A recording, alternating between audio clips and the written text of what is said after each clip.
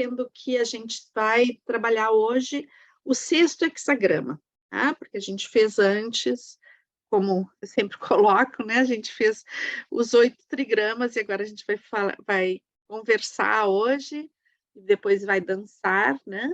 O sexto hexagrama. E esse sexto hexagrama, ele tem um nome assim forte, né? Que é o conflito. Então a gente vai compreender como o I Ching vai ver a questão do conflito, né?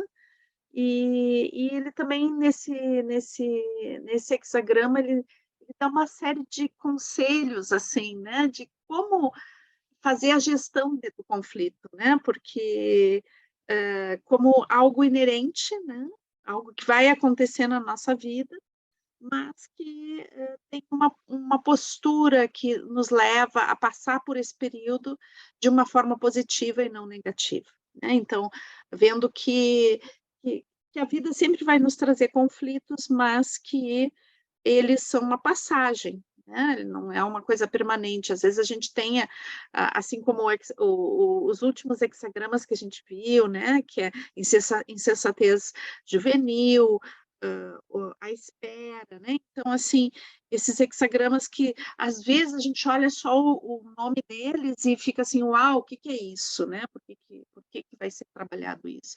E o conflito, eu acho que é também um hexagrama que às vezes a gente coloca só o nome assim e assusta um pouco, né? O que que significa isso? Mas que o I Ching sempre nos dá conselhos sábios para coisas que são inerentes à existência, né? Então, sabendo que em todas as situações humanas, em todas as relações, nem sempre a gente vai para o mesmo lado, tá? Então, esse hexagrama, ele significa exatamente isso, né? Se a gente vê bem, ele é uma inversão, né, do hexagrama à espera, né? Então, agora o céu está em cima e a água está embaixo. E então isso significa que o céu vai para cima e a água vai para baixo, né? Então é como se esses dois elementos eles têm movimentos contrários, eles vão para lados diferentes, né? Então é como se são duas instâncias que têm opiniões diferentes, né? Quando ele retrata aquela situação onde um pensa uma coisa e o outro pensa outra, e isso gera um conflito, né? E gera aquela questão de eu ter razão, né? E o outro não tem razão, essa disputa pela razão, né? E daí que gera o conflito. Então, ele vai falar uma série de coisas a respeito dessa situação, né?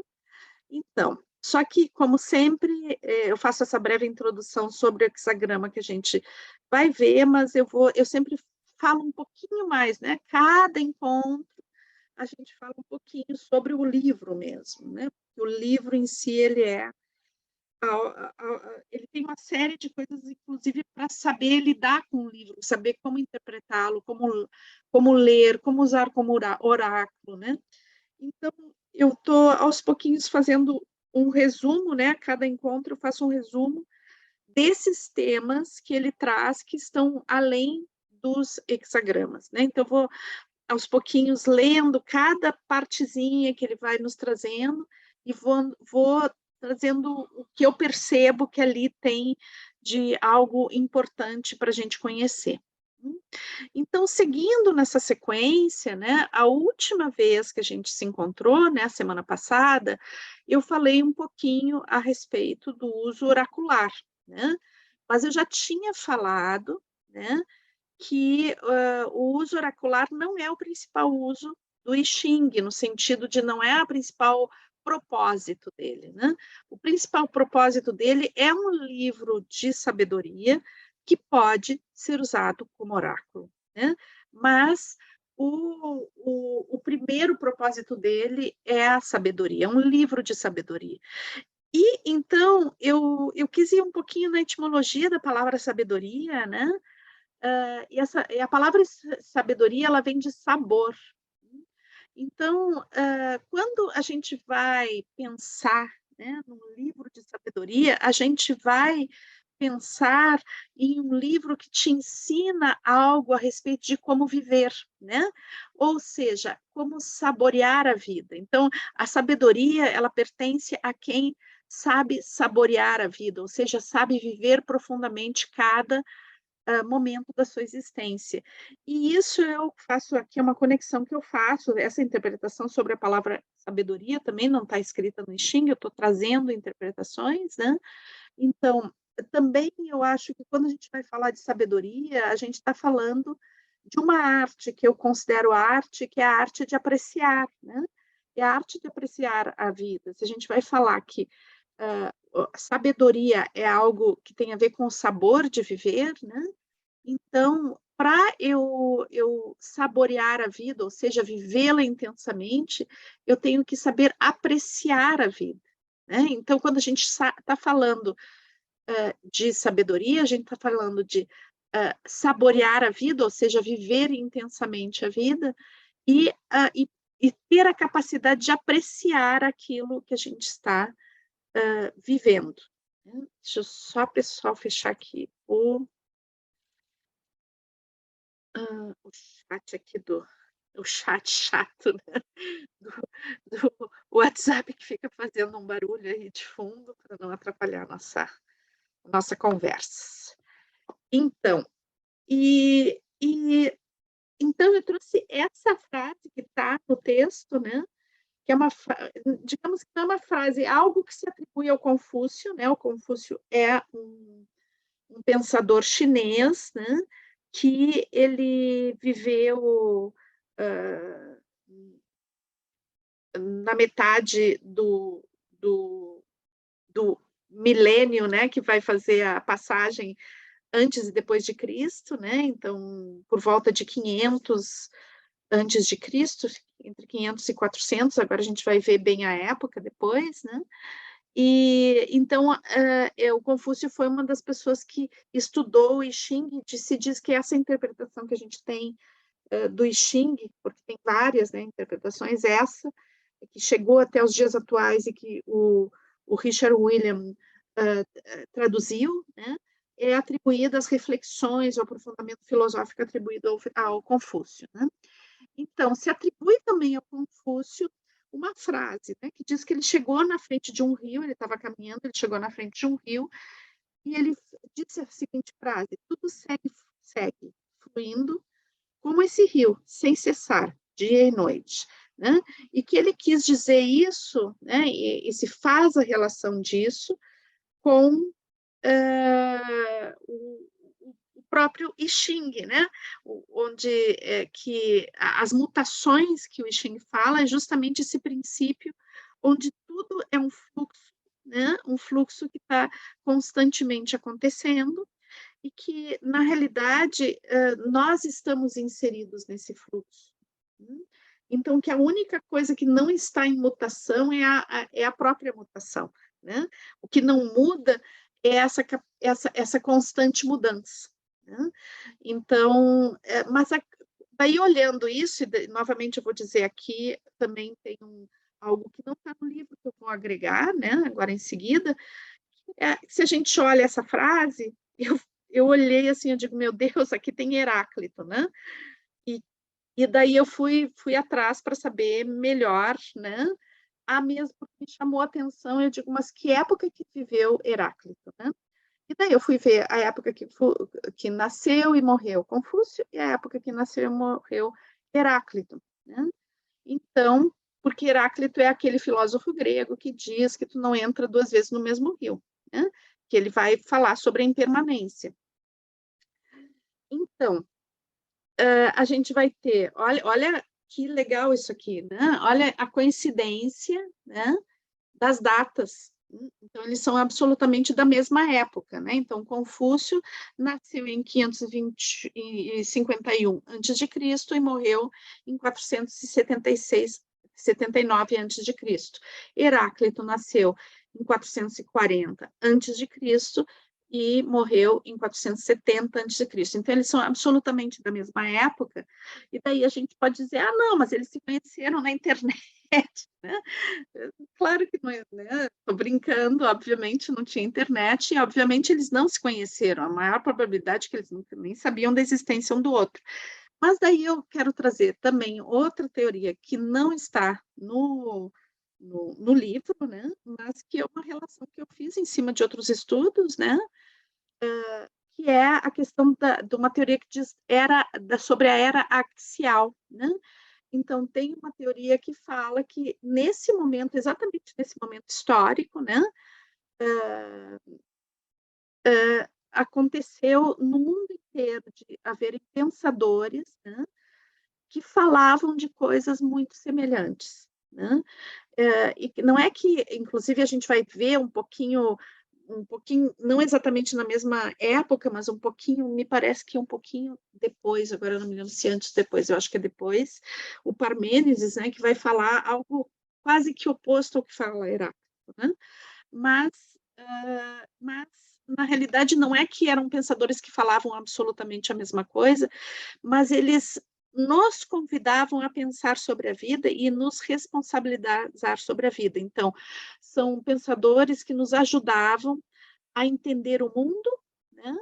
E nos colocar diante desse mundo com responsabilidade, com uma responsabilidade que parte do coração, que parte da consciência, né? Então, se diz que essa era axial, né?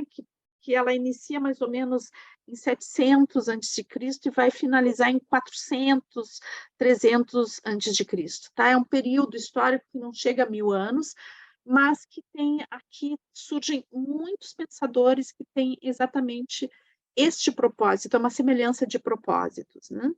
Então, às vezes são líderes espirituais, às vezes são filósofos, né? E que tem essa coisa semelhante na sua estrutura, na sua proposta, né? E então que isso que se acredita que isso fez uma virada, né? Uma época de um ponto de mutação dentro de como a humanidade via a vida e a vivia, né?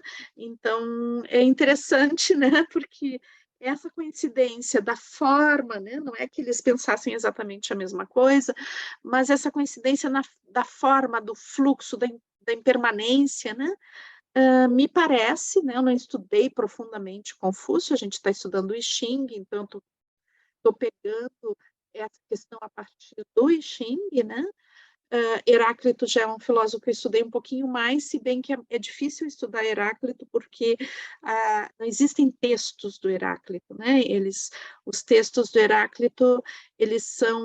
O que a gente tem do Heráclito que chegou nos nossos tempos são as críticas que outros filósofos faziam a ele. Então, que daí os filósofos da mesma época, né, pegavam fragmentos dos textos do Heráclito e citavam para contrapor ele. Então, tem um livrinho bem pequenininho que se chama Fragmentos, né? Que são os fragmentos que permaneceram, né, de Heráclito e que a gente pode estudar em cima disso e toda a interpretação que filósofos posteriores fizeram desses fragmentos, né? Mas a gente não tem assim o pensamento puro dele, assim como de tantos filósofos da antiguidade. Bom, então, né, o I Ching ele vai estar baseado num sistema, né, de unidade, né, e de complementariedade. Então, a gente pode olhar, quando a gente olha o Tao, sobre o qual o I Ching foi construído, né, o princípio filosófico básico, né, a gente pode pensar, não é dualista, né, são duas forças, mas na realidade elas são duas forças complementares e uma força está dentro da outra. Então, na realidade é uma unidade, né, que se estabelece por complementariedade. Então, essa mutação constante, né, onde um se transforma no outro e o outro se transforma em um, é uma mutação que vem a partir da interação, né? Então, esse é o princípio básico que faz que a gente entenda como esse fluxo de mudança permanente acontece. Então, vamos para o nosso hexagrama de hoje, como eu disse, então a gente tem o criativo acima, o céu, né? E o abismal abaixo, a água, né? Então, o céu ele tem a ver com a força, com a potência, né? E o abismal com o perigo, né? Com o perigo e com algo que mergulha, que vai profundo, né? E que é um pouco obscuro, por isso que ele está muito relacionado ao perigo. Então, a gente tem esse céu que é ascendente, que ele vai para cima, aquele voo que a gente faz e olha as coisas, né? Lá de cima, a gente se lembra do primeiro hexagrama, o criativo, né? Onde são 6 dragões voando no céu, então tem a ver com força, com potência, né? E aqui abaixo a gente tem, então, a água, né? A água que sempre me vem essa palavra, o abismal, né? Mas também eu acho que tem o abismo, né? E o abissal, aquela coisa profunda, né? Aquelas montanhas, aquelas cordilheiras que são submersas e são incrivelmente profundas. Então, essa profundidade que não te deixa tão claro as coisas, né? Que daí a gente vai ver toda a questão do inconsciente, a questão daquele mistério que a gente não consegue entender direito, né? Então, ao mesmo tempo que o céu te deixa ele é vasto e te deixa essa visão de altura, essa visão potente da dimensão total do mundo, de todas as coisas, a água te deixa o oculto, né? Aquilo que a gente não consegue entender plenamente. E essas duas forças, elas estão em direções opostas, né? Por isso que são entendimentos completamente distintos da realidade, né? Mas que, na realidade, eles poderiam ser complementares. Aqui, no caso desse hexagrama, eles não estão em um movimento de complementariedade, mas eles estão puxando cada um para o seu lado, né? Então, se estabelece aquilo, né, que a gente chama de conflito, né? Eu vejo o mundo de uma forma, tu vê o mundo de outra forma, e a gente vai cada um para um lado, e às vezes as coisas não são conciliáveis, e daí surge o conflito, né? Porque eu acho que o jeito que eu vejo, né, não não é o jeito que tu vê e eu tenho razão, né? E daí começa o conflito, a outra pessoa acha que tem razão também, e daí a coisa não funciona, acaba o diálogo, acaba a possibilidade de conviver, né? Então, a gente tem aqui duas formas de lidar com a situação, né? E que o I Ching vai ver como duas formas que, se a gente entrar nessa polaridade, né, ela não vai ser bom, né? Então, uma é aquela coisa da astúcia, da malandragem, né? Aquela coisa encoberta que eu tento passar uma rasteira no outro, né? E que tem a ver com o mundo subterrâneo, o mundo aquático, o mundo onde a gente não tem muito claras as coisas, né? E a gente tem a força, que é a imposição. Eu tenho razão e se tu não aceitar, eu vou te massacrar, né? Vai pela violência. Então, tem aquele que te tira um bocadinho de alguma coisa sem que tu perceba, e o outro que impõe à força as coisas, né? Então, a gente pode ver isso no nosso mundo cotidiano, desde as relações mais simples dentro da família, as amizades, até as relações políticas, né? Que a gente pode ver toda essa questão acontecendo o tempo todo, né? Essas polarizações. Hoje em dia, a gente vive num mundo muito polarizado, né? E a forma como a gente organizou a própria comunicação, a mídia, a grande mídia, a mídia global, ela é toda construída sobre polarização, né? E daí, o que o Xing traz, né? É isso que eu falei hoje, assim, o Xing traz uma questão de que essa polarização, né, esse dualismo, ele só existe dentro do mundo que nós criamos, porque, na realidade, isso é uma criação humana, esse dualismo, né? Porque o fluxo de mutação, ele não é dual, né? Ele é um contínuo fluxo, né? Uma mutação completa baseada na complementaridade de dois sistemas que têm princípios diferentes, mas eles se complementam, né? E possibilita uma unidade e um diálogo constante que faz a própria mudança, né? Então, o que o Ishii coloca, né? Que diante do conflito é necessário ter lucidez e prudência, né? Então, assim, quando existe esse conflito, quem é que tem razão, né? E surge aquela gana de sacanear o outro, ou aquela gana de impor a força sobre o outro. Então, é o momento de não agir, é o momento de respirar fundo, esperar um pouco, acalmar os ânimos, né? Então, é buscar a conciliação na relação com o oponente. Tá? E daí eu me lembrei também das nossas danças, por exemplo, a dança, uma sincronização rítmica, por exemplo. Né? Eu danço de uma forma e a outra pessoa que tá dançando comigo, ela dança de outra forma. Se nós dois dançássemos assim, separados, né? Cada um ia dançar de um jeito, mas quando a gente dá as mãos e começa a dançar um com o outro, surge uma terceira dança, que é a dança de síntese das duas danças que cada um tinha, né? Então, para que haja diálogo, a gente tem que ceder um pouco o nosso ponto de vista para entrar no ponto de vista do outro, né? Então, essa busca da conciliação, ela requer essa dança, ela requer que a gente não se apegue tanto às nossas certezas, né? Então, abrir mão do apego a ter razão.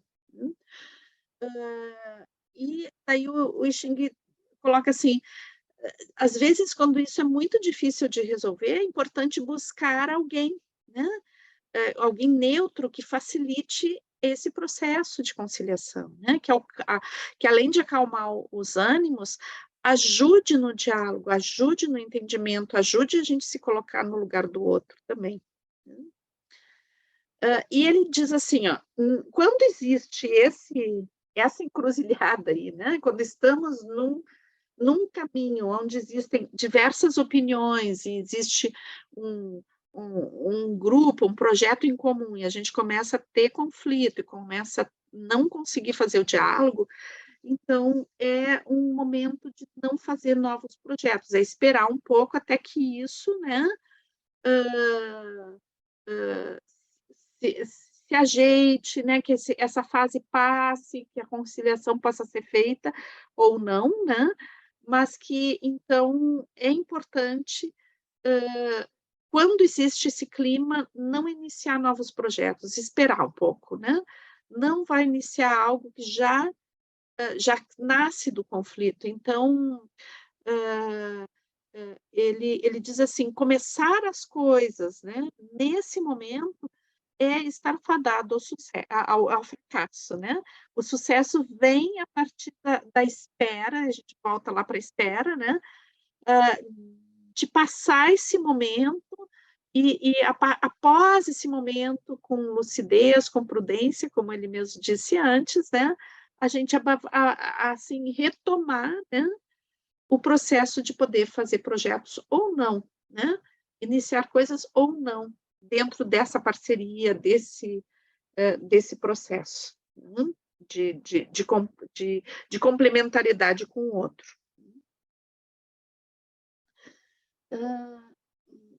E uma outra coisa importante é que o Xing diz, quando a gente começa uma relação com outro, um projeto com alguém, uma associação, algo que a gente constrói junto, já está dentro disso as sementes do conflito, né? Então, a gente às vezes olha, mas não vê, né? Não quer ver que existe a semente ali.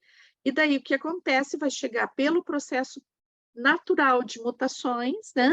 Vai chegar o momento onde vai emergir esses conflitos. Então, que o melhor é, quando a gente inicia um processo, é já mapear onde são os pontos onde é possível existir conflitos, né? E já tornar isso visível e construir acordos, regras, né? Para prevenir essa situação, para que quando ela surja já exista algo estabelecido de como lidar com essas questões. Então, poder juntos, né, ver, olha, a gente tem uma diferença de pensamento aqui. Como que a gente pode lidar com isso? Quando? Como a gente vai fazer, né? Já emergir isso antes de chegar esse momento, né? Onde o céu está acima e a água está embaixo e cada um quer ir para um lado, né? Então, pessoal, deixa eu ver, é isso. Então, hoje a gente vai dançar, né? Um pouquinho essa relação de conflito e essa relação de poder não vamos dançar exatamente o conflito, né, mas vamos dançar como lidar com isso, né? Como lidar, como a gente vive, como a gente pode lidar de formas diferentes com os conflitos que são inerentes à vida.